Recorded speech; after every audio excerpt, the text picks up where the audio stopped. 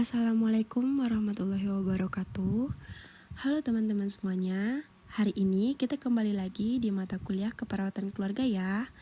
Sesuai dengan jadwal hari ini, kita akan mempresentasikan secara online tugas keperawatan keluarga dengan judul Praktek Keperawatan Berbasis Masyarakat. Nah, sebelum presentasi kita mulai, nih kita perkenalkan dulu ya pelopor-pelopor atau anggota dari kelompok tiganya itu sendiri. Yang pertama, ada Muhammad Iqbal, yang kedua Mutia Tasya Armanda, yang ketiga Nadia Pratiwi, yang keempat Nailul Ulya, yang kelima Nike Novianti, yang keenam Nurulisa Anggraini, yang ketujuh ada Rahmadania, dan yang terakhir ada Rahmat Ramadan. Sebelum memulai presentasi kita hari ini, alangkah baiknya kita membaca basmalah terlebih dahulu untuk mempermudah pemahaman kita dan mempermudah proses pembelajaran kita pada hari ini. Bismillahirrahmanirrahim. Presentasi kita mulai. Stimulus baru berbasis masyarakat praktek keperawatan. Yang pertama, karena pasien menghabiskan sedikit waktu di ruang perawat akut, kebutuhan yang meningkat untuk mengadakan pelayanan kesehatan yang terorganisasi di mana penduduk tinggal, bekerja, dan belajar. Yang kedua, sebagai komunitas kesehatan yang berkembang, perawat berada dalam posisi yang strategis, berperan penting dalam penyaluran perawatan kesehatan dan meningkatkan kesehatan masyarakat itu sendiri. Nah, untuk fokus keperawatan berbasis komunitas itu sendiri, dia terdiri dari 3 poin. Yang pertama, poin promosi kesehatan. Yang kedua, pencegahan penyakit. Dan yang ketiga, perawatan restoratif. Perawatan kesehatan berbasis masyarakat merupakan sebuah model perawatan untuk mencapai semua dalam masyarakat yang berfokus pada membantu individu dan masyarakat untuk menciptakan lingkungan hidup yang sehat. Biasanya terjadi di luar fasilitas perawatan kesehatan tradisional yang menyediakan layanan untuk kondisi yang akut dan kronis. Nah, kemudian perawatan kesehatan berbasis masyarakat itu contoh masalah atau problem kesehatan masyarakat yang dipengaruhi seperti kebijakan politik, undang-undang perawatan kesehatan yang terjangkau atau ACA, kemudian ada faktor penentu kesehatan, terus meningkat dalam perbedaan dan juga ekonomi. Kemudian perlu juga kita ketahui, mencapai populasi yang sehat dan komunitas, Prakarsa Orang Sehat mengatakan menetapkan tujuan perawatan kesehatan yang berkesinambungan. Kemudian Orang Sehat 2020 juga mengatakan tujuannya adalah untuk meningkatkan harapan hidup dan kualitas hidup untuk menghilangkan kesenjangan kesehatan melalui peningkatan layanan keperawatan kesehatan. Next, perbaikan pengiriman perawatan kesehatan terjadi melalui penilaian kebutuhan perawatan kesehatan individu, keluarga, dan masyarakat. Pengembangan dan implementasi kebijakan kesehatan masyarakat dan peningkatan akses untuk perawatan. Nah, teman-teman semuanya, apa aja sih contoh dari perbaikan pengiriman perawatan kesehatan itu? Contohnya itu ada 5. Yang pertama, perawatan kesehatan ketiga, perawatan kesehatan sekunder, perawatan kesehatan primer, layanan pencegahan klinis, dan layanan kesehatan berbasis populasi. Di sini juga ada studi kasus yang mana Kim Callahan adalah mahasiswa jurusan keperawatan kesehatan masyarakat. Dia bekerja di layanan keperawatan masyarakat di dalam kota besar. Sebagian besar pasien di lembaga ini adalah imigran Bosnia. Nah, inisiatif perhatian utama dalam lembaga ini adalah untuk menyediakan pemeriksaan pada anak-anak mendapatkan imunisasi yang baik yang siap untuk memasuki sistem sekolah umum. Lalu, tentang apa saja yang mungkin dihadapi Kim sewaktu merawat penduduk ini? Contoh kendala studi kasus yang biasa ditemui seperti kendala bahasa bisa menjadi penghalang bagi imigran yang mendapatkan perawatan kesehatan. Kemudian juga buta huruf dan kurangnya pengetahuan tentang peningkatan kesehatan dan proses penyakit dapat turut menyebabkan adanya tantangan ini.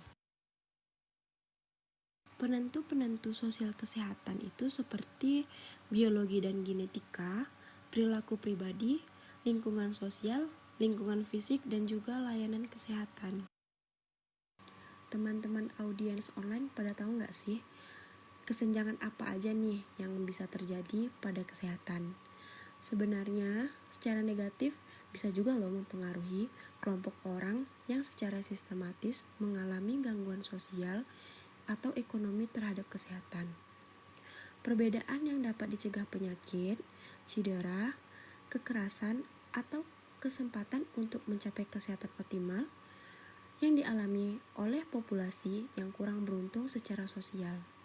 Kemudian, akibatnya dari kemiskinan, ancaman lingkungan hidup, kurangnya akses ke perawatan kesehatan, faktor individu dan perilaku, dan juga kesenjangan pendidikan.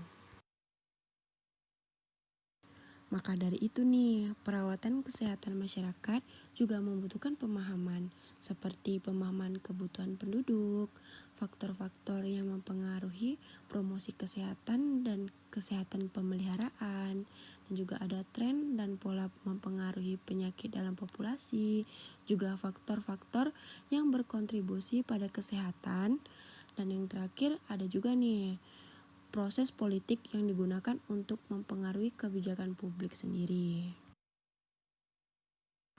Komunitas keperawatan kesehatan contohnya seperti praktek keperawatan di masyarakat yang fokus utamanya yaitu perawatan kesehatan bagi individu, keluarga, dan kelompok dalam masyarakat.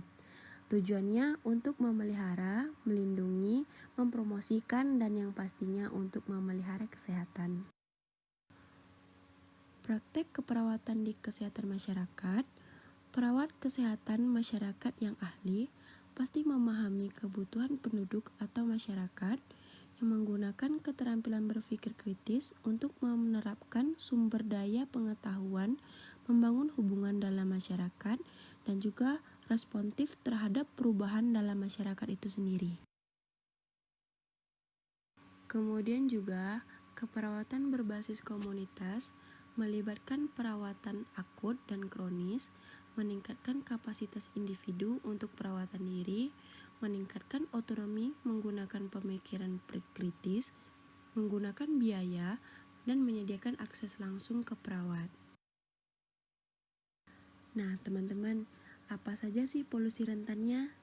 Yang pertama, pastinya ada individu yang hidup dalam kemiskinan, kemudian ada lansia dewasa, orang tunawisma, populasi imigran individu dalam hubungan yang kasar, penyalahgunaan zat, orang dengan penyakit mental yang parah. Tunggu. Pasti teman-teman belum pada move on kan dari studi kasusnya si Kim Kaelan tadi. Nah, gini nih cerita selanjutnya nih. Kemudian kan si Kim tadi dan teman sekelasnya melakukan penilaian tentang kebutuhan dan praktik perawatan kesehatan komunitas. Komunitas dekat ini menghadapi banyak tantangan meskipun penyakit kronis tidak ada pada populasi waktu itu. Nah, gimana jadinya kan? Kemudian praktik perawatan kesehatan preventif umum termasuk pemeriksaan sumur dan penapisan dasar masih sangat kurang. Terus kan bagaimana nih kira-kira si Kim dapat meyakinkan populasi ini tentang nilai perawatan yang baik? Jangan sedih, masih sempat, belum keburu telat.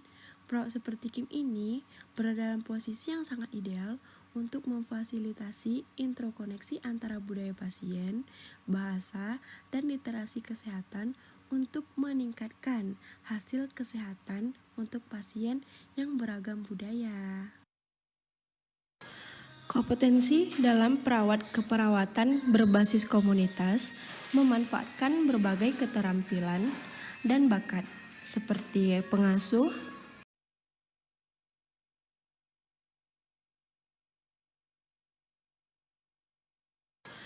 Kompetensi dalam perawat keperawatan berbasis komunitas memanfaatkan berbagai keterampilan dan bakat seperti pengasuh, agen pengasuh, kolaborator, pendidik, manajer kasus, advokasi pasien, konselor, dan ahli epidemiologi. Kuy kita ikuti kuis cepat untuk membantu kita dalam memahami materi-materi kita tadi ya teman-teman. Ini nih contoh soalnya. Populasi pasien yang rentan adalah mereka yang lebih mungkin mengalami masalah kesehatan sebagai akibat dari A. Tinggal di rumah, B. Pakaian yang tidak pantas, C. Kewarganegaraan, dan D. Usia paruh baya. Nah, gimana nih jawabannya? Kira-kira apa nih yang benar nih? Pastinya kita akan menjawab itu B ya teman-teman, pakaian yang tidak pantas. Kembali ke studi kasusnya Kim Kailan. Jadi kebanyakan anggota komunitas Bosnia udah curiga nih terhadap perawatan gratis atau murah.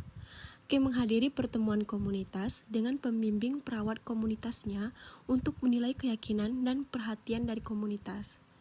Kesalahpahaman dan ketakutan tentang layanan perawatan kesehatan di negara ini teridentifikasi.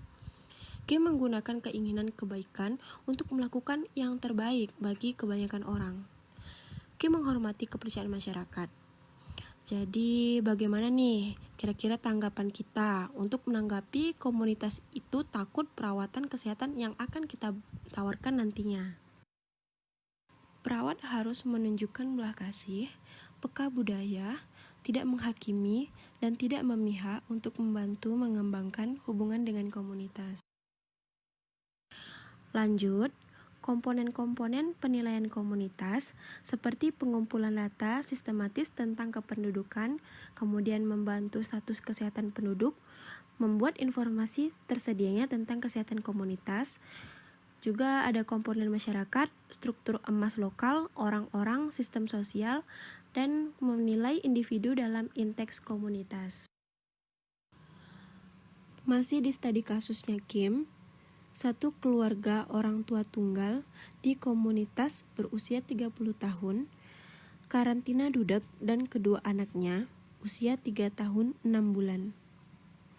Kim dan perawat kesehatan masyarakat bekerja dengan ibu dudek untuk menentukan kebutuhan-kebutuhan perawatan kesehatan anak-anak dan miliknya. Sejauh ini, ibu dudek dan anak-anaknya belum menerima perawatan. Kim dan ibu dudek mendiskusikan kebutuhan imunisasi anak-anak dan menetapkan sebagai tujuan. Ibu dudek takut memberikan file riwayat imunisasi tentang anak-anaknya. Apa yang seharusnya menjadi tindakan Kim? Ayo kita lanjutin lagi. Jadi kira-kira yang akan diambil Kim ini tindakannya untuk kasus dari ibu dudek tadi, yaitu yang pertama, bangun hubungan yang kuat dan penuh perhatian dengan pasien dan keluarganya. Kemudian pahami aktivitas sehari-hari dalam kehidupan keluarganya. Kemudian merancang intervensi untuk meningkatkan kesehatan dan pencegahan penyakit. Nah, ayo teman-teman kita ikuti kuis cepat lagi ya. Dalam mengidentifikasi kebutuhan untuk kebijakan kesehatan dan pembangunan layanan program kesehatan, pengkajian komunitas berfokus pada elemen mana dari berikut ini? A. Struktur, B. Orang, C. Sistem sosial, D. Lingkungan, E. Semua hal di atas. Nah, jadi teman-teman mau jawab yang mana nih opsinya? Silahkan dipilih dulu. Jawabannya pasti teman-teman bakalan pilih opsi E, semua hal di atas. Bener kan? Terakhir, bagaimana sih akhir dari studi kasusnya si Kim Kailan? Jadi Kim mengidentifikasi para pemimpin komunitas untuk menjadi orang-orang kunci dalam program pendidikan. Kim juga menghabiskan 12 minggu bekerja dengan lembaga masyarakat dan pemimpin untuk menjelaskan bagaimana klinik memberikan layanan dan kerahasiaan layanan tersebut. Kim juga mempresentasikan informasi di 3 rumah. Terjadi peningkatan bertahap dalam penggunaan layanan, termasuk lebih sedikit janji yang terlewat. Komunitas untuk menjadi orang-orang kunci dalam program pendidikan.